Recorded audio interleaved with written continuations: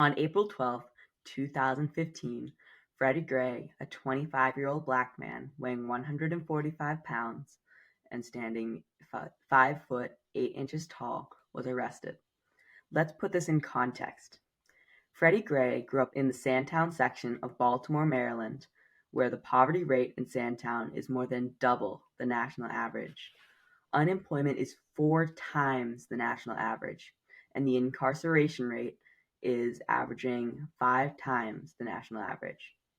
Life expectancy is 65 years, whereas the national average is 78.8 years. Teen birth rate is about 5 times the national average, and the infant mortality rate in Sandtown lays 3.5 times the national average. As a child, he was exposed to lead paint in ways that caused him significant psychological issues, those having to do with learning. He did not finish high school. At the time of his arrest, he was living at the home of his sister in an adjacent neighborhood. Mr. Gray was known to the police. Court records show that Gray was arrested 16 times, mostly on drug charges. He was in and out of jail from 2008 to 2013, but most of the time charges were dropped or he was acquitted. In 2 cases he was convicted and spent 2 years in jail. This is some of the background for what happened on that day. At 8:39 a.m., Mr. Gray saw 1 officer on foot and 2 on bicycles and ran from them. At 8:40, Mr. Gray was arrested on Presbury Street in Sandtown. At 8:42, police requested a van. At 8:54, the van leaves with Mr. Gray and the 5 officers involved in the arrest. Between 8:54 and 9:24, the van stopped 4 times on its trip to the police station. During one of those stops, Mr. Gray was taken out of the van, put in leg irons, and then returned to the van. At 9:24, when they arrived at the police station, the police requested paramedics to take Mr. Gray to the hospital. The officers said that they arrested Mr. Gray because they thought he had a switchblade, which is illegal, and that he was suspicious for fleeing unprovoked. The switchblade turned out to be a special kind of knife that folds into its handle, whose possession was legal. During the arrest, 2 or more witnesses recorded the action on their phones. The videos show Mr. Gray on the ground struggling with multiple officers trying to handcuff him. At one point, one of the officers put his knee on Mr. Gray's back, and another officer did an action called leg lacing to control Mr. Gray's legs. Other officers were controlling his arms and handcuffing him. During this time, Mr. Gray is screaming. He also says he has asthma and he has to have his inhaler. The videos then show him being held upright, with his legs and feet limp and dragging. He is then forcibly put into the van. During all of this, Mr. Gray is yelling and screaming. The officers are moving efficiently and have placid faces. No attempt was made to obtain the inhaler. 2 witnesses said that Mr. Gray was tased, and that was why his legs were limp. The police officers say he was not tased. None of the video footage shows Mr. Gray being tased. The police report says that one officer took out a taser, but that it was not used. Officers did not seatbelt Mr. Gray when they put him into a van, and they did not respond to his request for medical attention. Both of these are violations of the police department policy. The police report states Mr. Gray was arrested without force or incident. State prosecutor Marilyn Mosby says that Gray was illegally arrested, assaulted, and falsely accused of carrying an illegal switchblade. Police Commissioner Anthony Batts has also stated that it is not clear why Mr. Gray was stopped by the officers, as there is no law against running.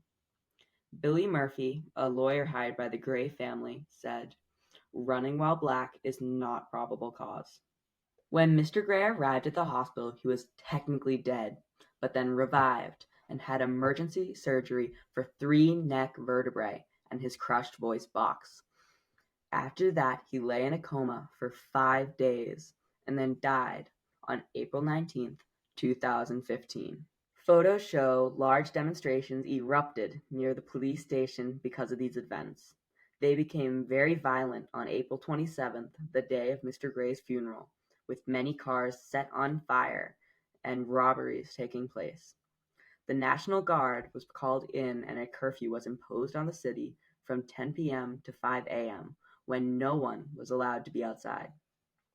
Initially, the police involved were suspended with pay and then were arrested on May 1st as the state prosecutor announced criminal charges against the 6 police officers involved in the case, 5 of whom were involved in the arrest, and the 6th was the driver of the van.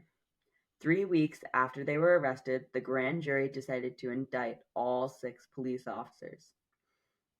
On April 20th, the day of Mr. Gray's death, the mayor said that it was clear that whatever happened to Gray happened inside the van. He acknowledged that mistakes were made during and after Gray's arrest.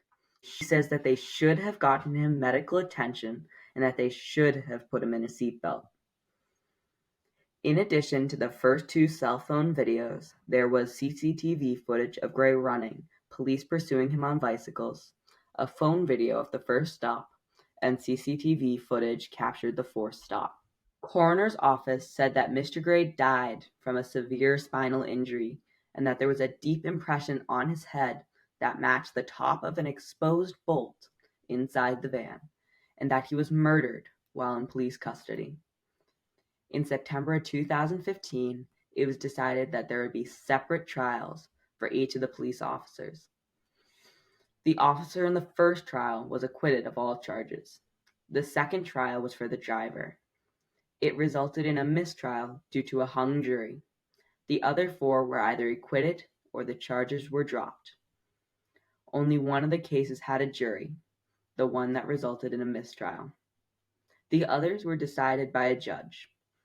This culminated on September 12, 2017, when the Department of Justice found insufficient evidence to support the federal criminal civil rights charges against 6 Baltimore Police Department officers. As of that day, all charges have been dropped against all of the police officers involved in the case. However, critical details about the arrest and that ride in the van still remain unknown. It is unclear at what point Gray suffered the critical injury, an 80% severed spinal cord, and the dent in his head that matched the bolt in the van. The prosecutor stated that she stands behind the coroner's findings that Freddie Gray was murdered while in police custody.